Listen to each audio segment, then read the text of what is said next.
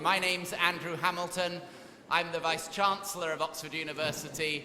It is an enormous pleasure to welcome you all to this Oxford Martin School lecture, to see the Sheldonian packed to the rafters for a very distinguished guest. It's an enormous pleasure for us to welcome Elon Musk, who will be talking about the future of energy and transport.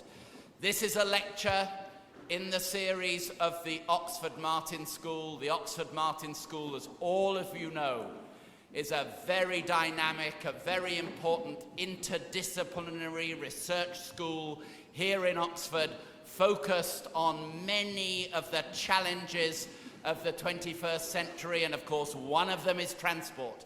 And so to hear from Elon Musk today very much fits in with the priority of the Martin School. It's my pleasure now to introduce the director of the Martin School, Professor Ian Goldin. Ian has been director since September 2006. He is a South African. You'll hear in a few moments there's a South African Lincoln connection tonight, which we're all very pleased and proud of. Ian came to the Martin School, as I said, 6 years ago from the World Bank, where he was vice president, and prior to that he was director of the development policy of the World Bank. So it's a pleasure, Ian, to introduce our speaker this evening.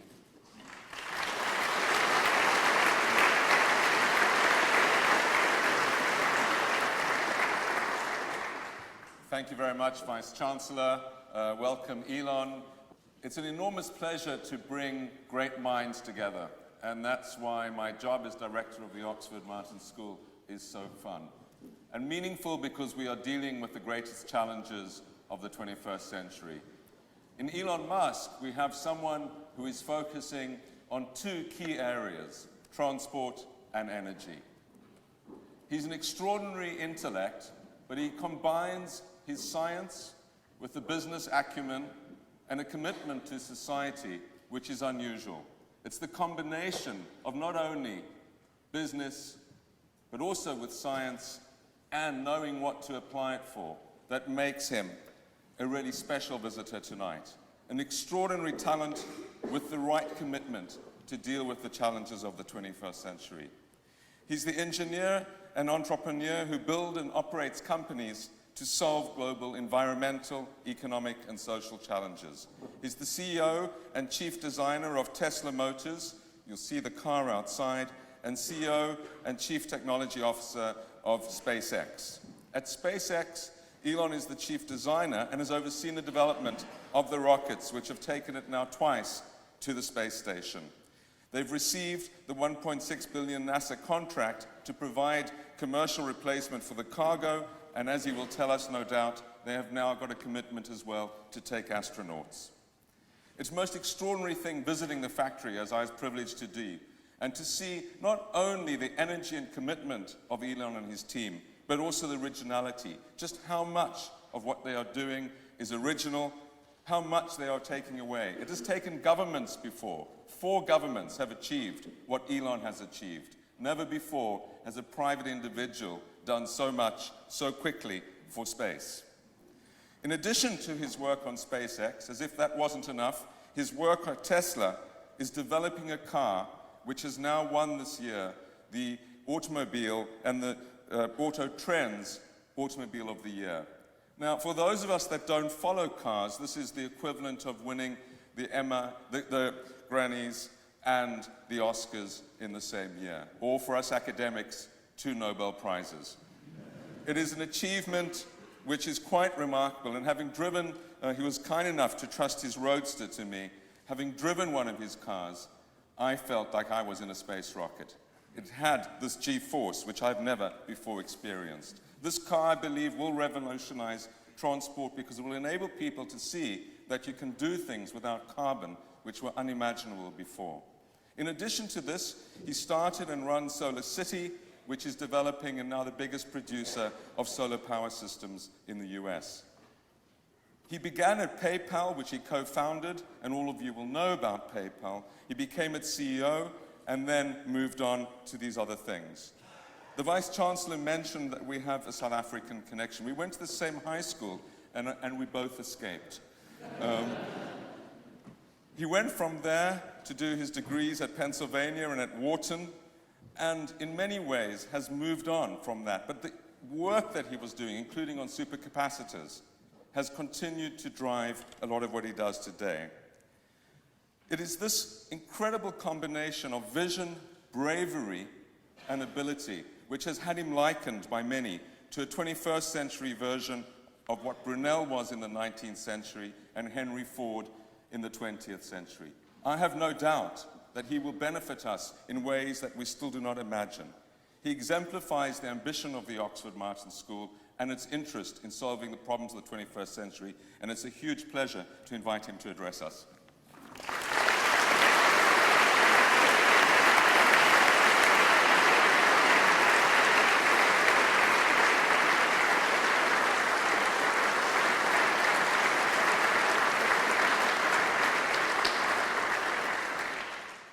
Well, thank you very much for the kind introduction. It's an honor to be here. This is an incredibly beautiful theater, and it's amazing to be in a place designed by Christopher Rand.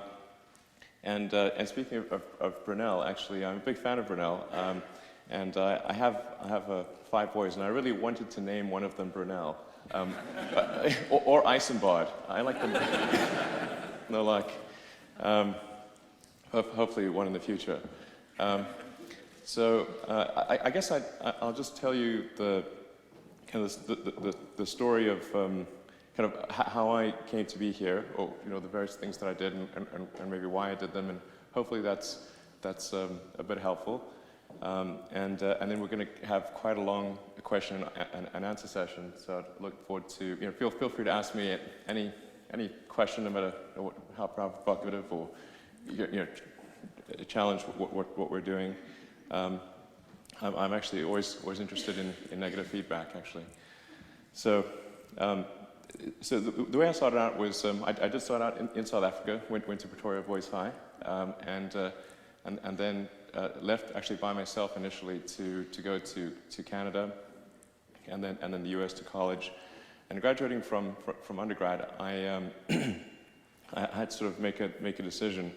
One path would have sort of led to Wall Street and I guess quite a big salary, and then the other was to do grad studies and try to figure out a technical problem.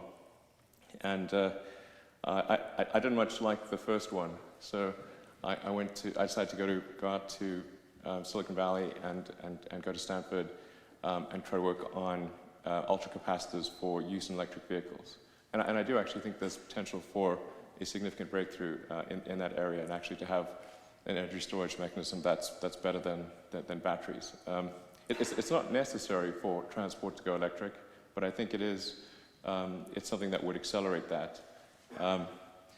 So I was sort of about to get into grad studies, and then the internet. It was clear that the internet was going to be something that would be very important to the future. So I thought, well, I could either sort of spend 5 years in a graduate program and discover that the answer is that there is no way to make a capacitor work, and perhaps get some nice papers published and that kind of thing, but that would be the most unfortunate situation, I thought, because you can come to one of the possible things is to determine that success is not one of the possible outcomes. I couldn't actually bracket the uncertainty on that. So I thought I can either do that, or I can work on building elements of the internet. And this was in '95, so nobody had actually made any money on the internet. So but I thought the internet would be something that would fundamentally change the nature of humanity, where it was like humanity gaining a nervous system, where all of a sudden any part of humanity would know what the collective would have access to the collective knowledge, and that's true. It's really quite a remarkable transformation. In the past, you'd have to, and if you wanted access to a lot of information, you had to be near a big library or something, like the Great Bodleian Library nearby, and but that would be the only way to gain access to information. And now with the internet, with everything online, you could be somewhere in the jungles of South America, and if you've got access to an internet connection, you have access to essentially all the world's information, with a tremendous amount of analytical power behind that. So I think it literally has gone from a situation where people would communicate almost like via osmosis. If you can imagine sort of a creature, simple multicellular creature that would communicate via quite slow chemical signals. And now, any part of humanity knows what every other part of humanity does immediately. It's pretty incredible. So anyway, I wanted to be part of building that, so I decided to do a couple of internet companies, and that actually worked out reasonably well. So the first one helped bring the media companies online, and then we sold that, and then started another company which you may have used called PayPal, and that we sold for actually a larger sum of money to eBay, and that left me in the fortunate position of having the capital to pursue the two other things that I thought would most affect the future of humanity, being sustainable energy, both the production and consumption of energy in a sustainable manner, which I think is arguably the most pressing problem of the 21st century, and then the other one, which is the extension of life beyond Earth. So the one I did first was the space company,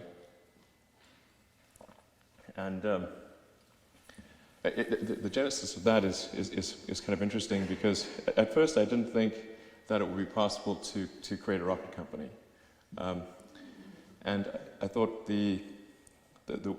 what would really make a difference is to have a mission to Mars, a small sort of send a small payload to the surface of Mars, that would get the public excited about to reignite the passion for space exploration, such that we could go beyond what we did with the Apollo program. And I thought it was quite sad that the Apollo program represented the high watermark of human space exploration, and it was not something that I was able to witness in real time, because I was -2 when they landed. So it just seemed as though that if I thought about the future, one where we were a true spacefaring civilization out there exploring the stars and making the things real that we read in science fiction books and movies, that seems like a really exciting future that sort of made me feel good about the future, and one where we were forever confined to Earth made me feel a bit sad. So that's really what I was trying to figure out, is how do we reverse that? And then, like I said, at first I didn't think it would be possible to create a space company, because it seemed like the province of governments. But so my first thought was, well, let's see if we can do a philanthropic mission to Mars, and get the public excited about the idea of going there, and then that would lead to an increased budget for NASA, and then we could go there. That would hopefully work. So I figured out how to compress the cost of the spacecraft and the communication systems and the payload and so forth, and then it would have been a small greenhouse about 1 meter across, with seeds and dehydrated nutrient gel that would land. You'd hydrate the gel upon landing, and you'd have this great shot of green plants against a red background. In the US, that's called the money shot. So the public tends to respond to precedents and superlatives. So this would be the first life on another planet, the furthest that life's ever traveled. And I thought, okay, well, that would get people pretty excited, and maybe they could envision people being there. And we'd certainly be able to figure out a lot of engineering and scientific data about what it took to maintain plant life on the surface of Mars. So I got through most of that, and the thing I got hung up on was the rocket. sort of getting there in the first place. And there were the US options from Boeing and Lockheed were simply too expensive. I couldn't afford them. And so I went to Russia 3 times to negotiate purchasing an ICBM. Of course, I mean, desperate times call for desperate measures. So,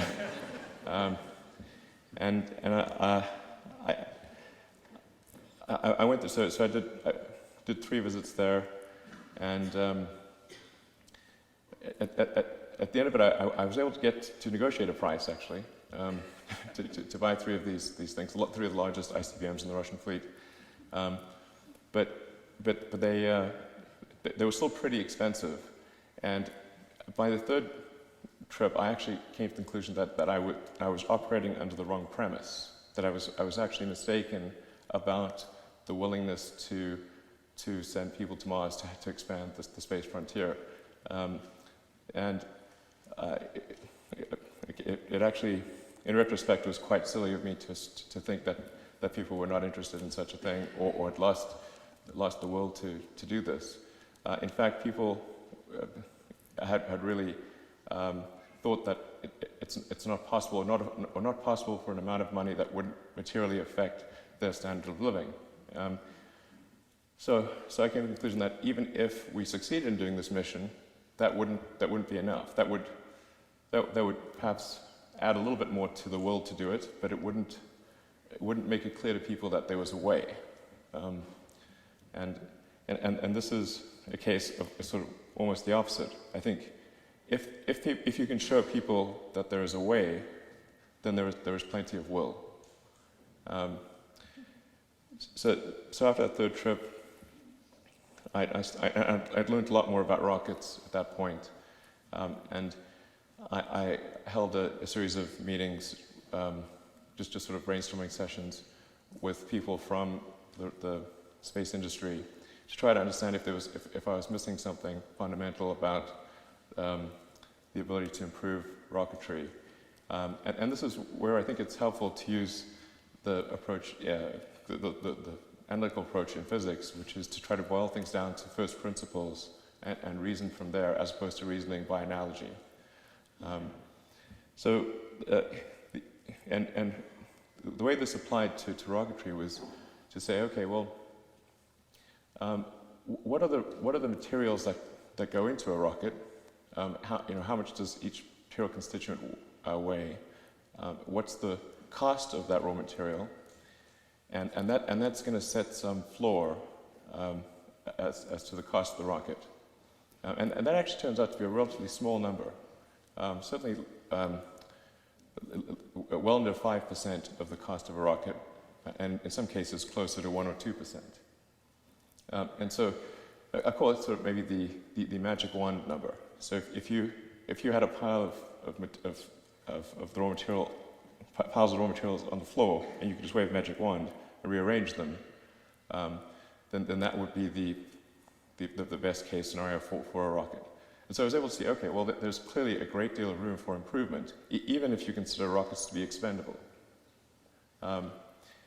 And so I think that's what I mean by sort of thinking about things from a first principle standpoint. If on the other hand, I sort of analyzed it by analogy and said, okay, well, analogy would be, well, what are all other rocket companies, what do their rockets cost? What historically have other rockets cost? And that would be sort of an analogy thing, but it really doesn't illustrate what the true potential is. And so I think it's sort of a first principles approach is a good way to understand what new things are possible. So this is a good framework. And it doesn't mean you'll be successful, but at least you can determine if success is one of the possibilities. That is important, I think. So started SpaceX, and initially had decided to make a small rocket called the Falcon 1 that was capable of putting about half a ton into orbit. And this did not go smoothly, I should point out. And it was quite difficult to attract the key technical talent, and of course I was quite ignorant of many things, made lots of mistakes along the way. And the first 3 flights of the Falcon 1 failed, or rather, they certainly didn't get to orbit. The second and third flights arguably got to space, but they did not reach full orbital velocity. And then fortunately, the fourth flight worked. And if it hadn't, SpaceX wouldn't be around, because I'd basically run out of money. So that was a bit of a nail biter. And thank goodness. And in fact, this all happened in 2008. So yeah, there was really no ability to raise outside money in a meaningful way in 2008 because of the financial crisis. So you can imagine trying to go to raise money, saying, well, yes, we just had 4 failures and the world is in financial ruin, but would you like to give us some money? That would be a definite no. So fortunately, that succeeded, and we were able to go from Falcon 1 to begin designing the Falcon 9, which is an order of magnitude larger vehicle, and in fact has more than 20 times the payload. So it's got a payload to orbit of over 10 tons, and that actually has gone a lot better because we had the experience of Falcon 1 to go by, and part of the reason we started with Falcon 1 was because I thought we would make a lot of mistakes, and if we're going to make a lot of mistakes, then it's best to make those mistakes at a small scale rather than at a large scale. And that seems to have worked, because going to Falcon 9, we've had 4 flights of Falcon 9, and they've all 4 of them have been successful. So I think that principle seems to have worked reasonably well. You know, touch wood and all that. Flight 5 is coming up soon. And then we also developed the Dragon spacecraft because somewhat opportunistically, NASA announced that they were going to retire the space shuttle, and they didn't have the budget to develop a cargo transport capability to the space station via the normal large government way, and so they put it out to bid to commercial industry for the first time in NASA history. It was quite a big step, and we were lucky enough to win one of those contracts, and then the other company wasn't able to execute, and so they got cut, and so we ended up being the primary means of transporting cargo to and from the space station. So we just did the first 2 missions, the first 2 space station resupply missions this year, and thankfully both of those worked. And then going from there, NASA then said, well, what about astronaut transport? And so they put out a big competition and awarded 2 contracts for astronaut transport, one of which went to Boeing. They got a slightly larger contract, and then one to us. And so hopefully in about 3 years, we will have Dragon version 2 and the next generation Falcon 9 rockets transporting astronauts to and from the space station. Then we've got Falcon Heavy, which is about 3 times the capability of Falcon 9, and that will hopefully launch in about a year or 2. That'll actually be the most powerful rocket in the world by a factor of 2. So we're making sort of steady progress. The Falcon Heavy, to put that into perspective, has about 60% of the capability of the Saturn V moon rocket. So if you were to combine 2 flights of Falcon Heavy with orbital rendezvous and docking, you could actually send people back to the surface of the moon. So I think now we're really sort of talking about, you know, advancing the frontier, which I think is quite important. And then the really major breakthrough that's needed in rocketry, the pivotal one, which we're aspiring to make, is to have a fully and rapidly reusable rocket. This has not been achieved before. The space shuttle was an attempt to achieve that, but it was not a successful attempt, unfortunately. The main tank of the space shuttle was thrown away every time, which was also the primary ascent aeroframe. And even the parts that were reusable were so difficult to reuse for the space shuttle that it ended up costing 4 times more than an expendable rocket of equivalent payload capability. It was the right goal, but didn't hit the target. And I think this is actually incredibly important. I think it may not be completely intuitive, but I think perhaps if one refers to other modes of transport, it makes more sense. Because all other modes of transport are fully and rapidly reusable. And that applies to a bicycle, a horse, plane, ships. In fact, in sort of normal life, it would be quite silly to discard your horse after every ride, or dump the plane after you flew it. The cost of a 747 is about $300 million, and you'd need 2 of those to do a round trip from Los Angeles to London. But I don't think anyone has paid $500 million to do that. So, nor would one want to. I mean, there'd be a lot of travel by boat and train and that sort of thing if that was the true cost. So, it's extremely important in rocketry to achieve full and rapid reusability. This is not an easy thing to do because of Earth's gravity well, and just the basic physics of things. So there have been many attempts to create a reusable rocket, but they've generally, they've all sort of been cancelled along the way once people realized that they would not succeed. In fact, usually they got cancelled quite some time after it was obvious they wouldn't succeed. But the essence of the problem is that if you design an expendable rocket and do quite a good job of it, you'll get 2 to 3% of your liftoff mass to orbit. Then if you say, well, how much mass is needed to return that rocket and be able to fly it again quickly? Well, about 2 to 3%.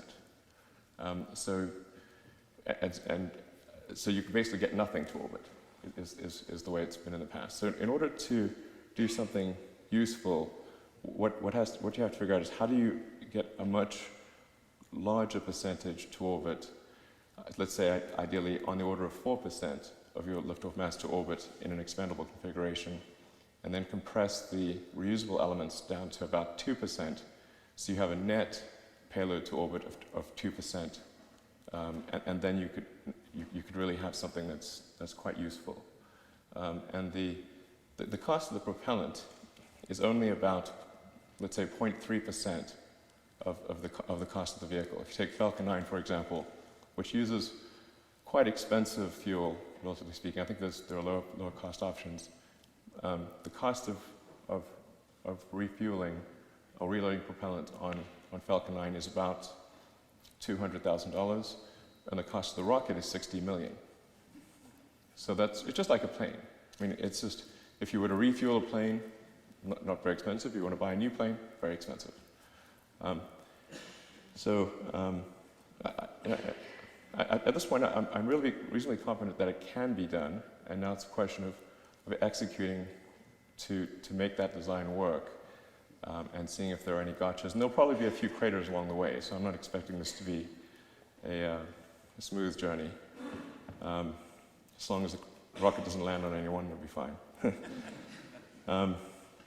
So that's really what SpaceX is focused on right now, is kind of scaling up the size of the rockets and trying to achieve this full and rapid reusability. So if you're curious, you can just, we're fairly public about things, and you can just follow it on the SpaceX website. So that's what we're doing on the SpaceX side. Then in parallel, we've got Tesla, which is developing electric vehicles, and so sort of a whole separate storyline. And tell me if I'm going on too long, and stop me at any point. Feel free to leave if it's getting boring. I won't be offended. With Tesla, the goal is to try to create electric vehicles that are more compelling than gasoline vehicles as a product.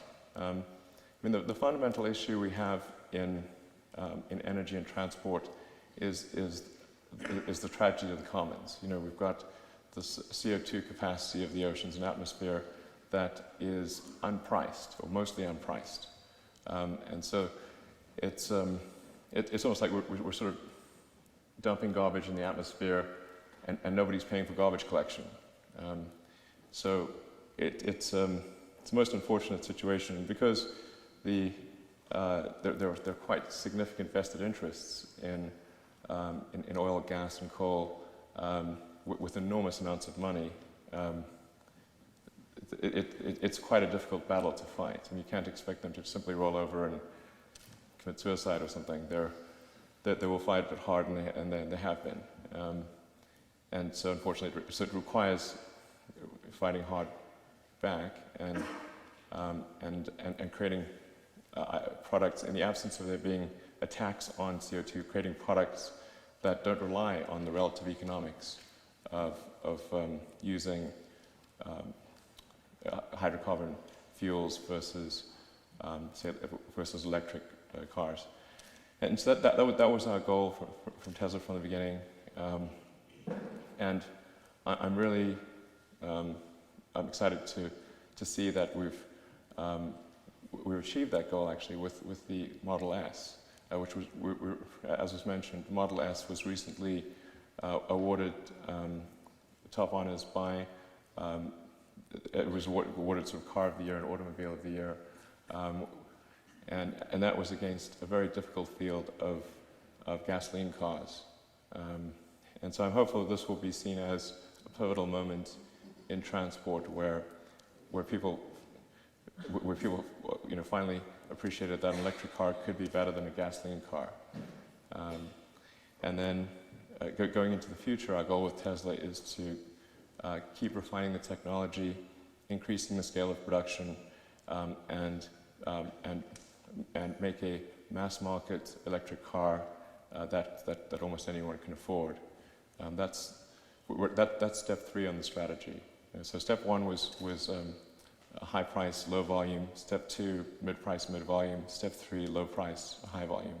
So we're sort of at step 2, and now we want to progress to step 3 as soon as possible. And we did get quite a bit of criticism at Tesla for creating the Roadster, which we did in collaboration with Lotus. And people were complaining, well, why are you making this expensive sports car? And with the implication that we felt there was a shortage of sports cars for rich people, and we're racing to meet that unmet need, you know. So the real reason is that any car that we make at low volume, which is the first version of technology, is going to be expensive. It didn't matter what that car looked like. So we could make something that looked like a very standard, you know, sort of Toyota Corolla or, you know, Ford Fusion or something like that, and it would have cost, say, $70,000. But nobody will pay that for what looks like a mid-size economy sedan. They just won't, or very few people would. But people are willing to pay $100,000 for a fast sports car, and so that's why we started off at that level. And then with another big design iteration and an increase in volume, so we had economies of scale, we were able to create the Model S. And then with another order of magnitude increase in volume and another big design revision, that's what will allow us to cut the price in half again. And then Tesla also supplies powertrains to Mercedes and Toyota, and perhaps other will do that for other car companies in an effort to help them accelerate the transition to electric vehicles. So that's Tesla and SpaceX, and I should mention certainly Solar City, because one must generate electricity in a sustainable way as well as consume it in a sustainable way. And people will say, well, what don't electric cars create pollution at the power plant level? It should be noted that for any given source fuel, it is always better to generate the power at the power plant level and then charge electric cars and run them for any given source fuel, because power plants are much more efficient at extracting the energy than internal combustion engines in a car. They're at least twice as efficient, and usually more like 3 times as efficient. So for any given source fuel, it's always, even if the whole world were always going to be powered by hydrocarbons, it would still make sense to do electric cars. But of course, we must find a sustainable means of generating energy as well. And I think that the most likely, or the main candidate for energy generation is actually solar. I think the physics of this is actually rather obvious because the Earth is actually almost entirely solar powered today as it is. It would be a frozen ice ball at, 3 or 4 Kelvin if it weren't for the sun. And our entire system of precipitation is powered by the sun. The ecosystem is almost entirely 99.999% powered by the sun, except for some chemotrophs at the bottom of the ocean. That's it's rather obvious that I think one should try to take a little portion of that energy, and it's actually not much, and convert that into electricity for use by society. So I'm quite confident that solar power will be the single largest source of energy, or electrical energy, for humanity in the future. It will be combined with other things, of course, such as hydropower and geothermal. I actually think nuclear is not a terrible option, as long as you're not located in a place that's susceptible to natural disasters. That's also, I think, defies common sense. But so as long as there aren't huge earthquakes or sort of weather systems that have names coming at you, then I think nuclear can be a sensible option. And there are much safer and better ways of generating nuclear energy, I'm talking fission here, than existed in the past when nuclear reactors first came out. And then at some point in the future, it'd be nice to make fusion work, of course. That would be quite good. But in the meantime, I think indirect fusion, being solar power, is a good thing to do. And so that's what Solar City is doing, is really trying to improve the economics of solar power. And they're doing a great job. I don't run the company, so the credit for Solar City really goes to the two key guys who run that company. But they're doing a great job of really accelerating the adoption of solar power in the United States. And hopefully they'll come to the UK as well. So that's about it. So we can go to Q&A.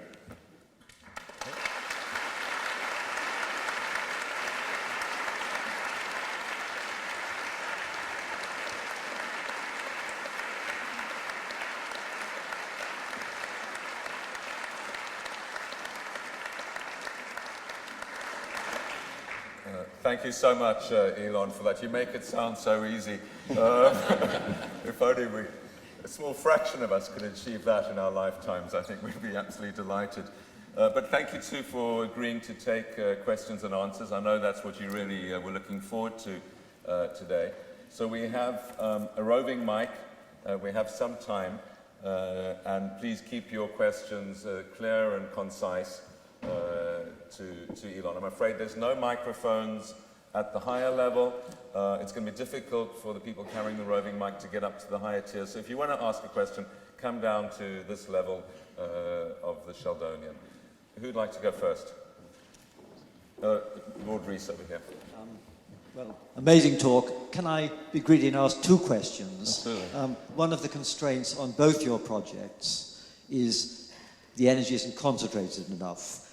Batteries can't store energy as densely as liquid fuel, and even liquid fuel isn't dense enough to have an efficient launch into space. Right. So I wonder if you could speculate on that.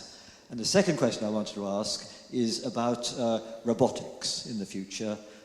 I guess even though you can have a driverless car, people still want to drive the Tesla themselves. Yeah. They won't want to leave that to a robot. But do you think that the advance of robots is going to change people's perspective on manned space flight? So energy concentration and the role of robots. Yeah, absolutely. In fact, the energy density, basically the amount of energy you can store in a given amount of mass or volume, has been a fundamental constraint on electric cars for a while, and then that's paired and correlated to some degree with the cost per kilowatt hour, the cost of storing that energy in a car. Now, with the advent of lithium-ion technology, that I think is really what enabled a compelling car. And lithium-ion batteries continue to improve. It's sort of a roughly, on average, maybe 8 or 9% per year, which, when compounded over several years, ends up being a meaningful improvement. And as I mentioned in my talk, I think even if there was no improvement in no fundamental improvement beyond lithium-ion batteries, I think we could still take all terrestrial, all ground transportation could go electric. We do need a further breakthrough for aircraft where the energy density requirements are at least 2 to 3 times more significant. But even with current generation lithium-ion, I think we could go to mass market with ground vehicles. And in fact, our focus is really more on reducing the cost of the battery pack than improving the energy density. So I think we're actually in a pretty good spot. I actually now am reasonably optimistic that there will be a breakthrough in high energy density capacitors. I mean, it's sort of interesting if you do the sort of do the basic physics on the energy density potential of a capacitor, using naturally occurring materials, it's quite hard to beat lithium-ion batteries. But if you can figure out a way to make sort of unnatural materials, I suppose, that are accurate to the molecular level, then I think you can actually have some fairly significant breakthroughs. And that was actually developed. The ability to do that was developed in the photonics arena, and applying the sort of photonics breakthroughs to capacitor technology is what has the potential for a really big breakthrough there. So I think we may see something on that level, but it isn't totally required for cars. For rockets, well, there's no way to make a rocket electric, that's for sure. Unfortunately, Newton's third law is it cannot be escaped. I think, maybe, I mean, certainly, there'd have to be a few Nobel Prizes awarded if there was some way to get around it. That would be really, really convenient. But I do think it's possible with a really efficient combustion rocket to achieve the settlement of Mars. I think we probably want to switch to methane. I think it's really methane or hydrogen are kind of the two best choices there, and probably slightly leaning in the direction of methane because it's easier to handle than hydrogen. Methane is just CH4 versus H2, and both can be produced on the surface of Mars, which is important. Yeah. In fact, I should say that I'm quite confident at this point that it is possible to create a self-sustaining civilization on Mars using only a methane or hydrogen-based launch system, and yeah, and it needs to be a fully reusable methane or hydrogen launch system. It can be done, and the key thing I was trying to figure out was, with volume, is it possible to get the cost of moving to Mars down under $500,000, which I think is, I mean, one can argue about the exact threshold, but I think that's about the threshold at which enough people could save up money and move to Mars. You know? I mean, that's how America got created, basically. And come back if they want. If they don't like it, of course, you get a free return ticket. There's sometimes a debate about going to Mars one way and whether that makes things easier. And I think for the initial flights, perhaps, but for long term, to get the cost down, you need the spacecraft back. Whether the people come back is irrelevant. But you must have the ship back because those things are expensive. So anyone who wants to return can just jump on. That's. But until a few years ago, I wasn't sure that success was one of the possible outcomes, and now I'm quite sure that success is possible. Of course, there's a long way between possible and making it real, but I believe it is possible. And robotics. And then robotics, right. I think one can accomplish a lot with robotics. I do slightly worry about if robotics get too good, what's the point of us? I think either robotics get so good and there's not much point to us, I guess, I don't know, or they're not as good as us, in which case we need to go. And I'd advocate the second. Hopefully the future there's not some sort of AI apocalypse. Yeah. Great. I'm sure come back to that. Who'd like it? Yeah, the gentleman over here.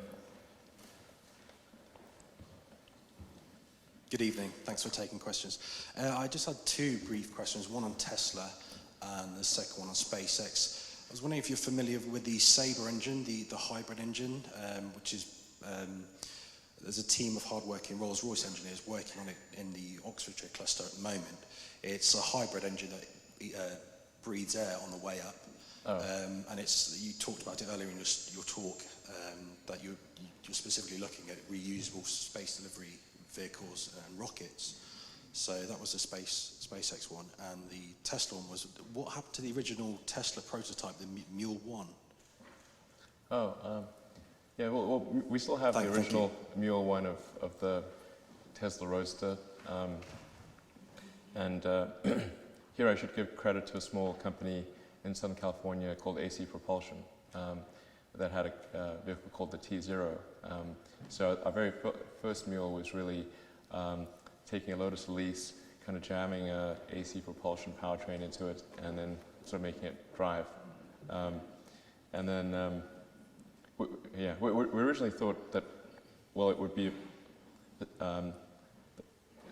This is another example of making some mistakes, sort of dumb mistakes, but the thought at the beginning of Tesla was to use AC Propulsion's powertrain and the Lotus Elise and get to market fast with an electric car. As it turned out, the AC Propulsion powertrain didn't really work very well and was not scalable for production. It had a lot of issues. And so we had to completely redesign the powertrain. And then the Elise, because our car ended up being 50% heavier and had different weight distribution and load points, we invalidated all of the crash structure and had to completely redesign the chassis. And in the end, I think about 7% of the parts were in common with an Elise. So almost nothing. But we actually inherited some of the limitations of an Elise. So. Okay. Okay, so and then, but there's a long-winded answer. I'll try to be less long-winded in my answers. But so with respect to air-breathing hybrid stages, I have not seen how the physics of that makes sense. There may be some assumptions that I have that are incorrect, but really for an orbital rocket, you're trying to get out of the atmosphere as soon as possible because the atmosphere is just thick as soup when you're trying to go fast, and it's not helped by the fact that the atmosphere is mostly not oxygen. You know, it's sort of 80% nitrogen. So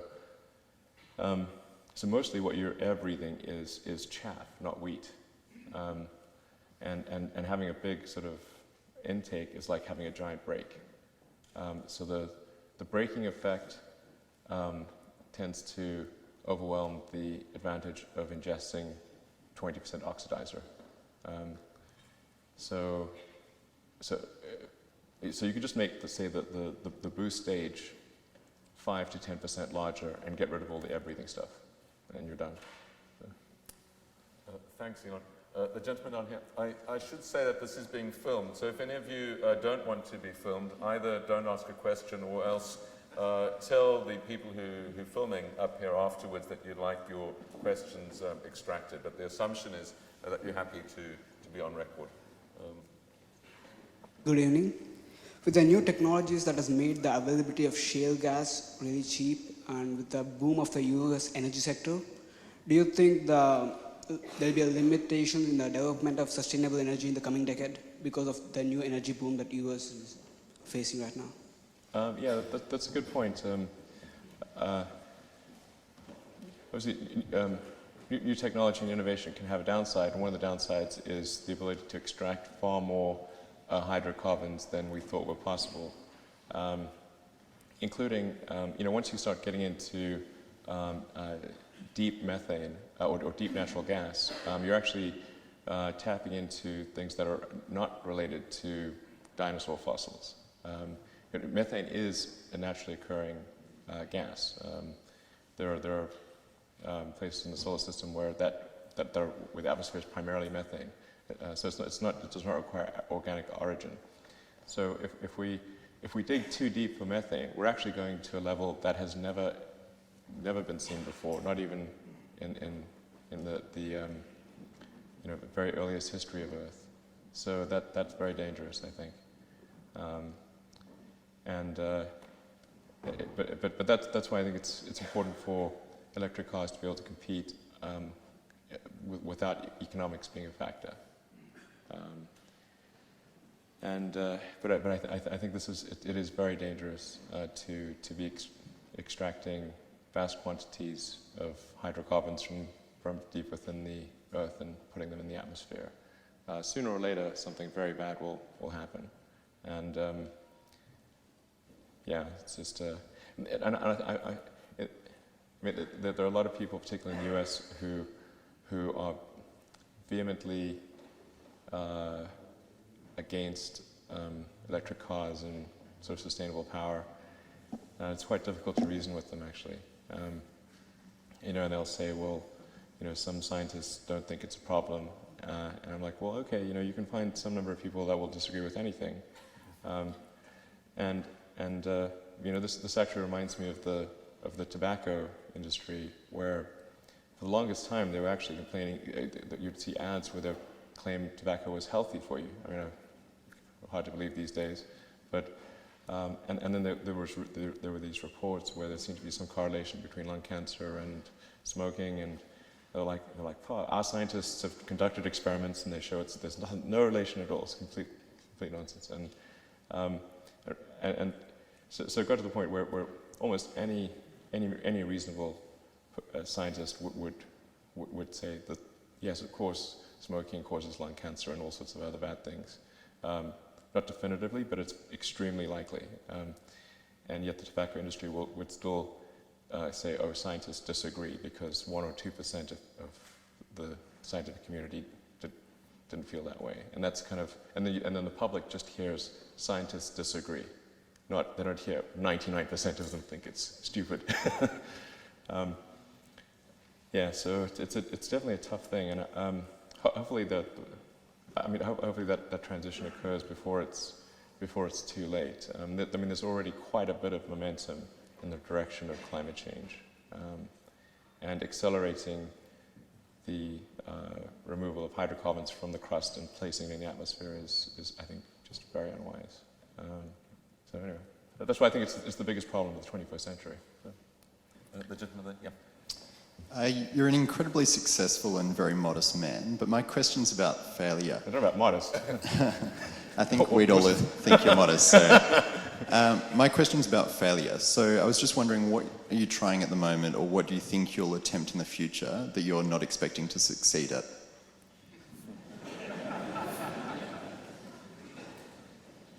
Well, I think I'm going to stay on electric cars and rockets for a while.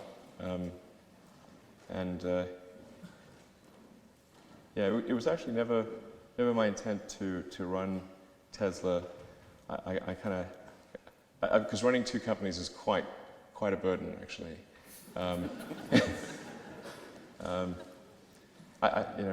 Sometimes I run into people who think, oh, if you're CEO of the company, then they sort of imagine themselves, if they were CEO of the company, they would grant themselves lots of vacation and do lots of fun things. And it's like, that doesn't quite work that way.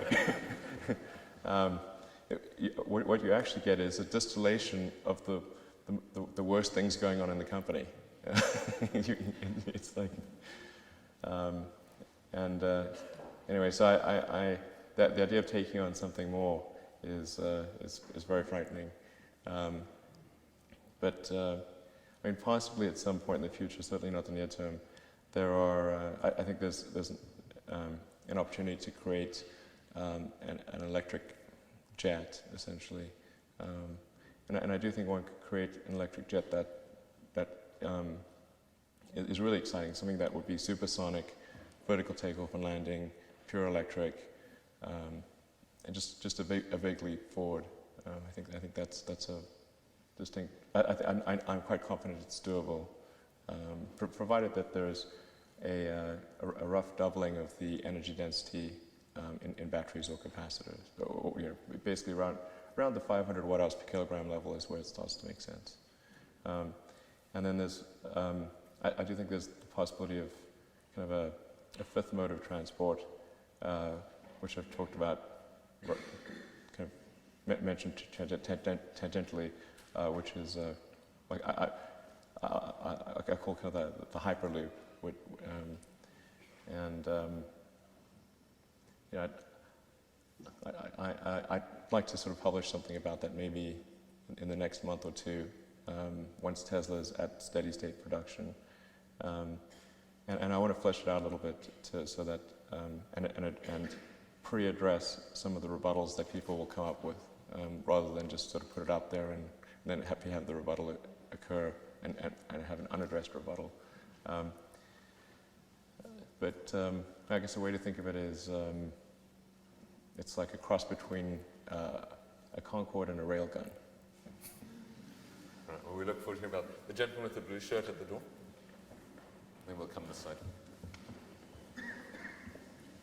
Hi, thanks for a great talk. At the risk of asking for trade secrets, I was just wondering, having built the Falcon rockets, what was the final conclusion of your analysis as to why your rockets were so much less expensive than government projects?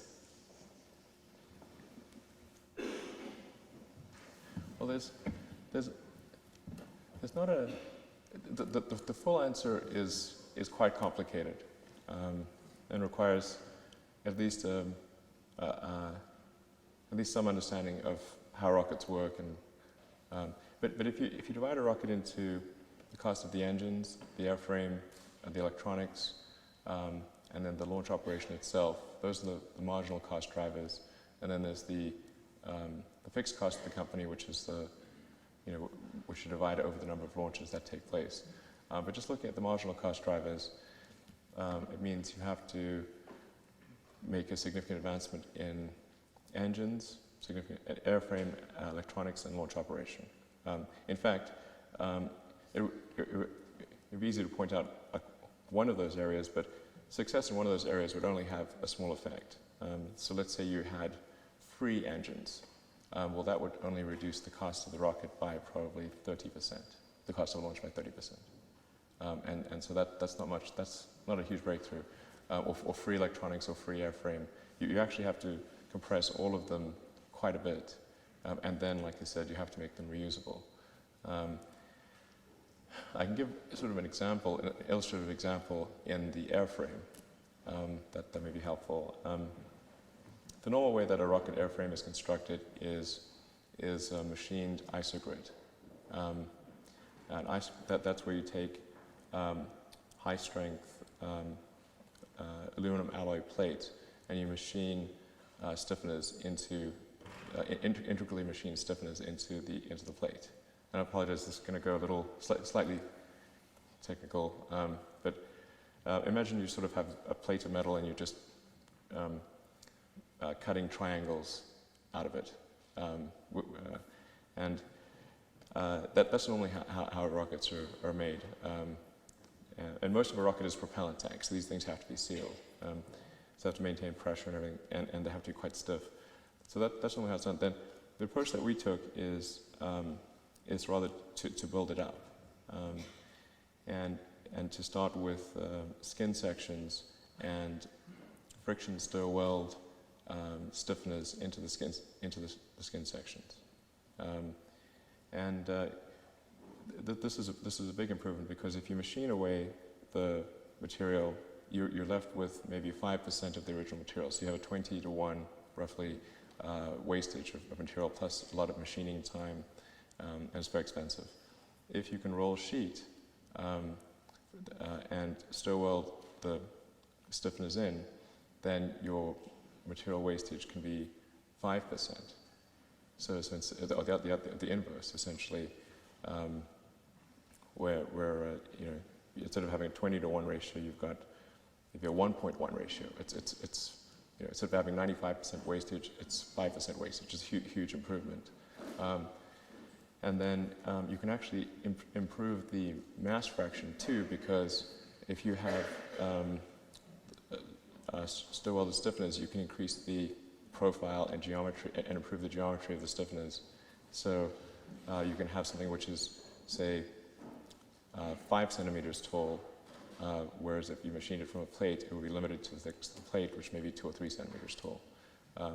So you actually end up with something which is both more advanced and in that it is a better mass fraction, but it is also a fraction of the cost. That's one example, but there are many such things. I saw one of the most amazing 3D printers when I visited you as well. Oh yeah, absolutely. Good for prototyping. Malcolm McCullough, who runs our Getting Carbon Out of Transport group in the Oxford Martin School. So Elon, the question I have for you is to say that we can see that our society is going to go through a major change because of the climate issue and the carbon problem that we have. And looking back in our history, South Africa went through a major change. One of the key enablers to that was the scenario work with Clem Sutner, where they had the high road and the low road scenario. And that enabled people to envisage what would be a good outcome and what would be a bad outcome. Right. What is your good outcome with the climate change challenge? How would you envisage what a good world would look like with this climate change challenge? Well, I think the thing we need to do is the best thing to do to achieve that would be a carbon tax. So I think if we were to just, the market system will work extremely well if it has the right information to work. So if we just apply a tax to carbon and then dial that up according to whatever achieves the target maximum carbon proportion in the atmosphere, that's I think the right way to go. And countries really need to act unilaterally. People can't have this thing, well, if such and such country isn't doing it, I'm not doing it. Well, okay, set a good example, and hopefully over time other countries will fall in line or get ostracized. So I think that's probably the smart move, and then we can avoid all of there's no need for subsidies and special incentives, which are really a backwards way of trying to deal with the lack of a carbon tax. So I think in the good scenario, the best possible scenario would be that something like that is instituted. And we're still going to have a significant increase in the carbon in the atmosphere. Temperatures are still going to rise, sea levels will rise. There will be, but it should be, I mean, the Dutch can manage, with their probably a lot of dike companies there's a lot of opportunity in the dike business, I think. But I think if we take action reasonably soon, we can avoid a calamitous outcome. If we only take action, say, towards the end of the century, then it's going to be extremely bad. I don't think people quite appreciate the fact that there's the momentum of the climate, of climate change. It's like even if you stop now, even if we immediately stopped all carbon production, the momentum will still carry forward and increase the temperature, raise water levels, make storms more powerful, all those things. I'm trying to, like, what's the good outcome? Good outcome is we do a carbon tax, we minimize carbon production, we move to sustainable transportation, energy production, which, like I said, is going to be sort of solar, wind, geothermal, hydro, and some nuclear. I think we have to sort of accept that nuclear is a good option in certain places. And I actually think that the most likely outcome is a good one, or a reasonably good one where there's damage, but we recover. I actually think that will occur. So I'm quite optimistic about the future. Not suggesting complacency in the least, but I'm optimistic about the future. I'm trying to find a woman. The lady at the back there. Hi.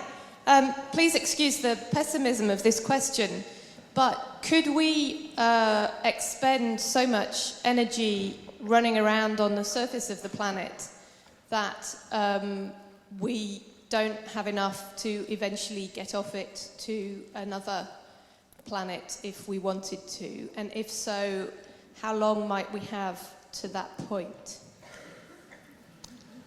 I actually think as long as the sun is shining, we'll be fine. That's going to, if humanity had to get all of its energy from the sun, it could do so. It's really a truly astounding amount of energy that comes at us from the sun. I mean, it's interesting that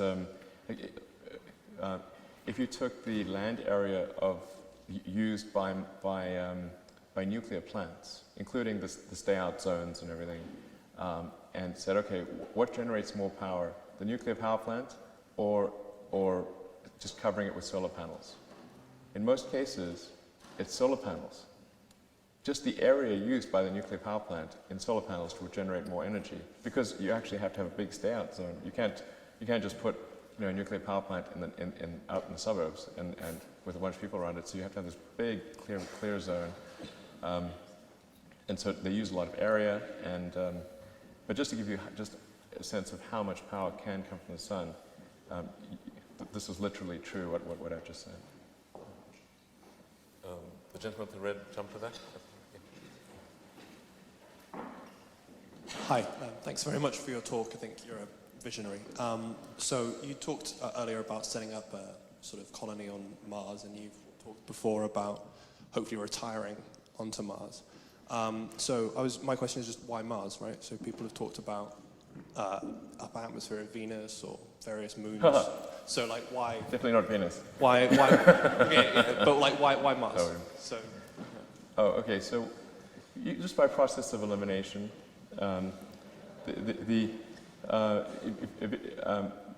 Mercury is obviously way too close to the sun.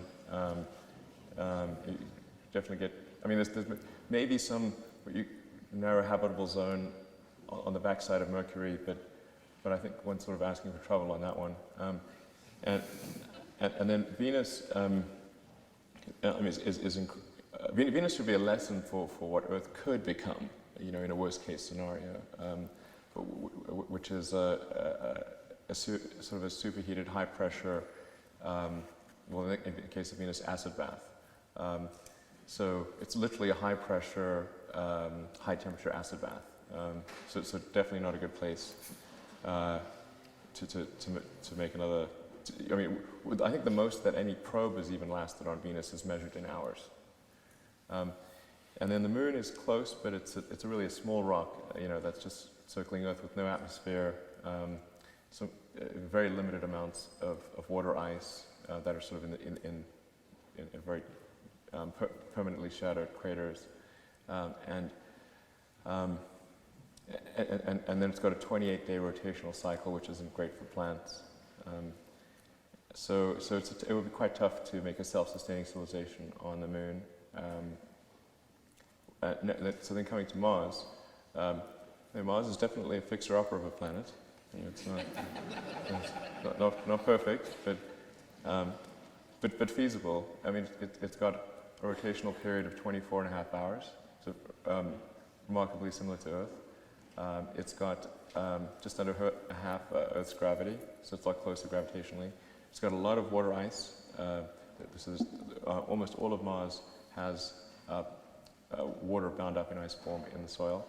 The soil has turned out to be non-toxic based on probes that we've sent there, so you could theoretically add, if you had a greenhouse and some fertilizer and you just sort of warm things up and pressurized it a little bit, then you could grow plants on Mars. And Mars has a CO2 atmosphere which plants like to consume. So plants consume CO2 and on net exude oxygen. So I think it's very, very doable to create a Mars base, self-sustaining Mars base, and then ultimately terraform the planet to make it like Earth, so we could just walk around outdoors. It'd be obviously a longer-term project, but it is within the realm of possibility. And then, of course, going beyond that, you're going to like Jupiter and gas giants, and you could potentially do something on the moons of Jupiter or Saturn, but that's way harder than Mars. Alex Halliday, who is the head of maths, physics and life sciences in Oxford, also a geophysicist. So I loved your talk and look forward to talking more. NASA and ESA, and NASA in particular, has done a huge amount to transform our understanding of the solar system through wonderful planetary missions. The Apollo program, even though it had a political and military dimension to it, was persuaded at the late stages to actually bring some rocks back, which totally transformed our understanding of the inner solar system through those samples.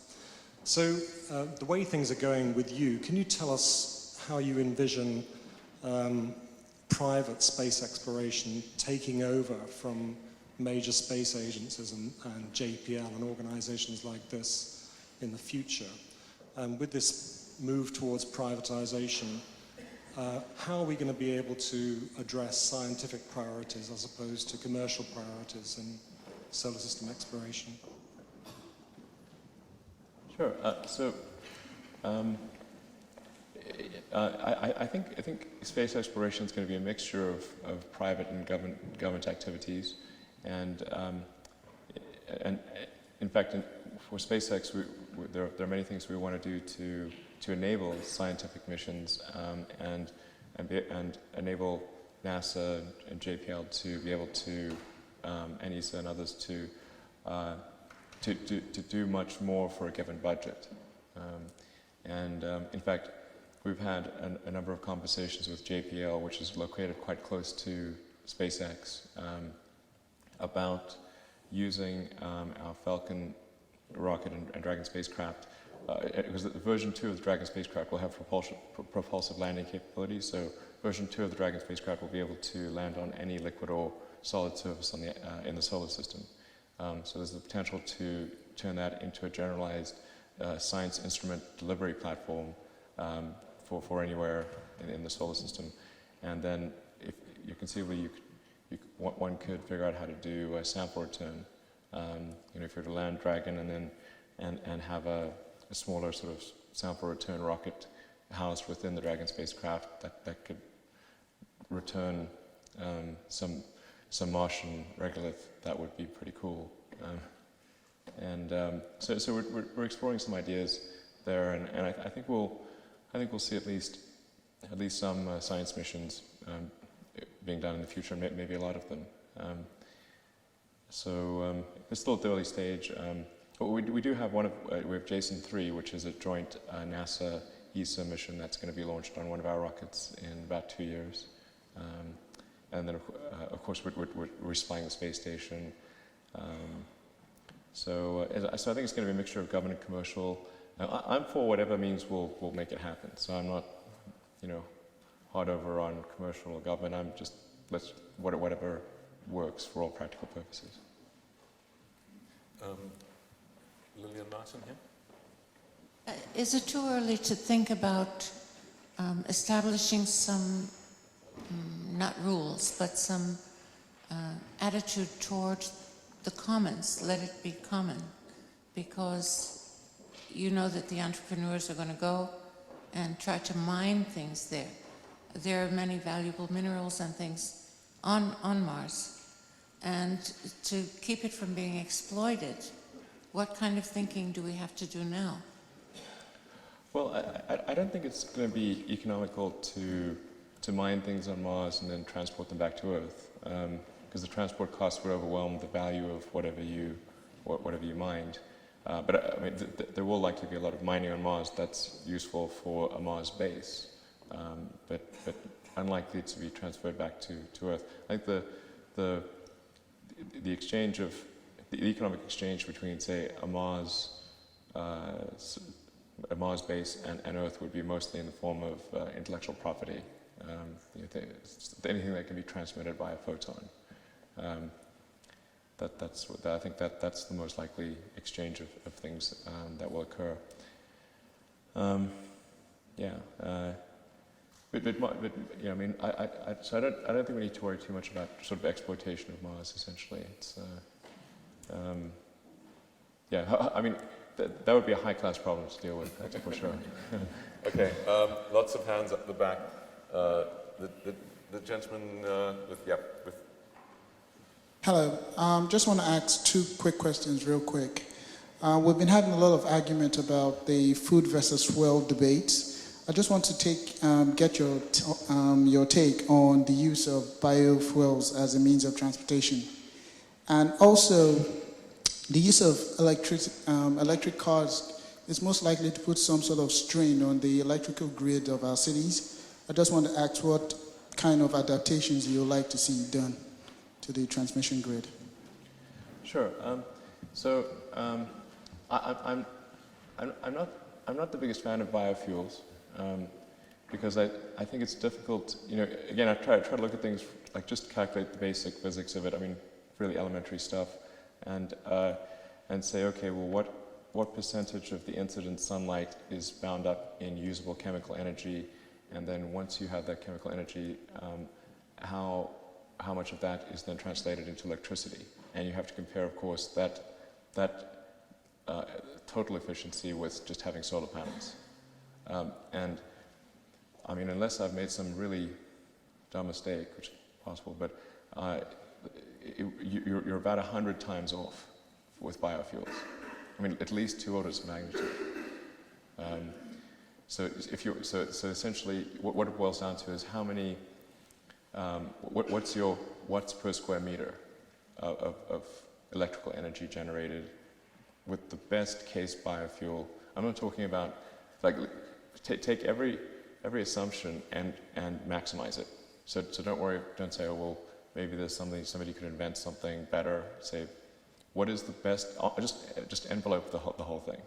And say you had unbelievably efficient plants, maximally efficient. I mean, you can't violate any laws of thermodynamics, but like, assuming you're at the limit of the laws of thermodynamics in all those cases, and biofuels, at least for terrestrial, land-based biofuels, there's no way this makes sense. You end up being around maybe 0.2%, efficient, whereas in turning sunlight into electrical energy, whereas commercial solar panels are 20% efficient. So why would you ever do biofuels? And then it's not as though there are large swaths of arable land unused.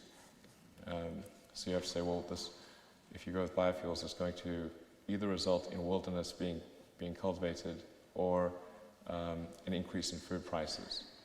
And then you can also say, is it possible, if you stopped all food production in the world to generate enough energy to meet the world's needs? And like, yeah, you could probably, that's about right, actually, if you stopped all food production. You could just about meet the world's energy needs. So now there is a possibility of ocean-based because Earth's surface is mostly ocean. So if you could find a way to, maybe some sort of ocean algae-based solution where you're unconstrained by surface area. Although I still think you'd have to compare that to a bunch of floating solar panels, I think you still lose on floating solar panels. So I can't see how it would make sense. Sorry, what was the second question? The electricity grid. Exactly.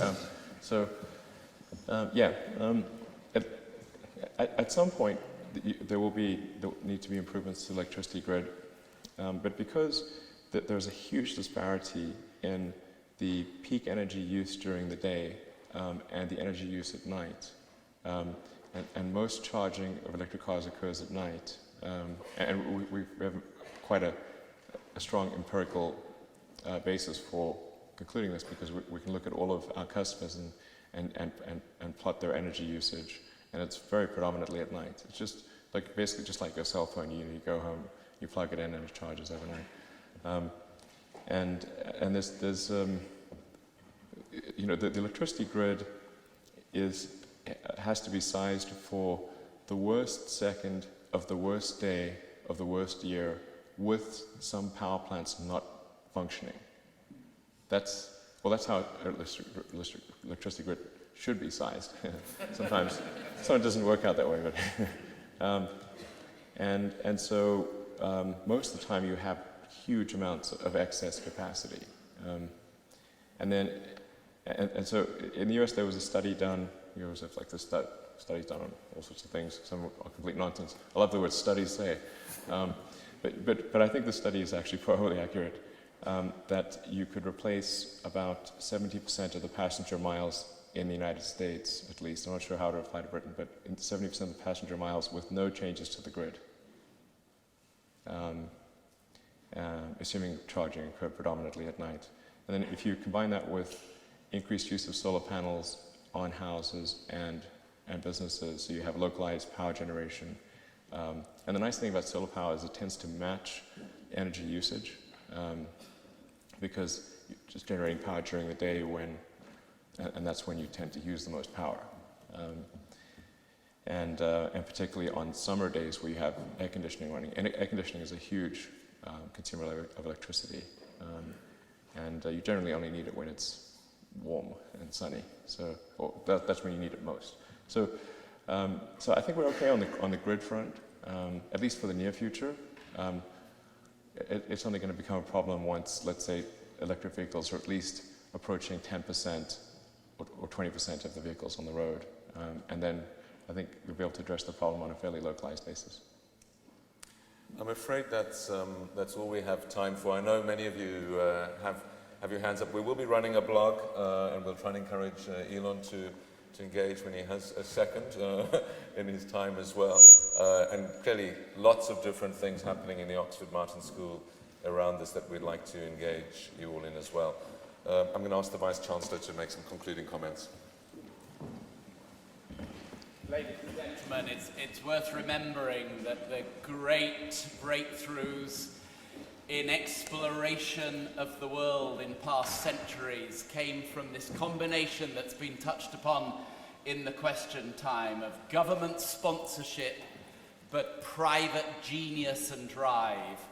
And it was pioneers that discovered the Indies, that crossed the Atlantic, that explored the western extremes of Canada and the United States.